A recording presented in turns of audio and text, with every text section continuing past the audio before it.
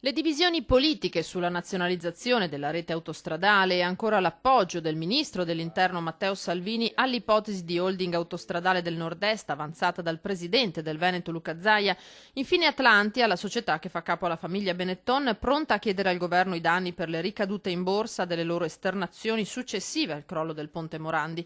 Il disastro di Genova sta producendo conseguenze a non finire. Gian Antonio Darè, segretario della Liga Veneta, prende le distanze da Zaia e si dice favorevole a una statalizzazione. Il governatore sul tema era stato molto prudente. Non mi entusiasma questa partita, dico anche che se qualcuno mai decidesse di farla, con le regole di oggi sarebbe un suicidio, perché il pubblico non può essere efficiente con le regole di oggi.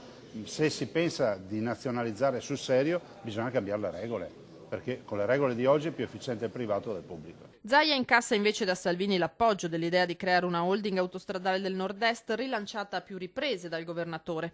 Per Salvini i vertici di Atlantia ancora non si rendono conto della gravità di quanto è successo. Lo dice commentando la presa di posizione del CDA della società, che ha avviato verifiche sull'impatto che avrebbe un'eventuale revoca della concessione e sugli effetti delle ripetute esternazioni del governo. Gli investimenti di Autostrade per l'Italia sulla rete controllata sono al vaglio dell'ANAC, mentre viene presa in seria considerazione l'ipotesi di ingresso della Cassa Depositi e Prestiti in una holding che i Benetton già ipotizzavano di aprire a nuovi soci.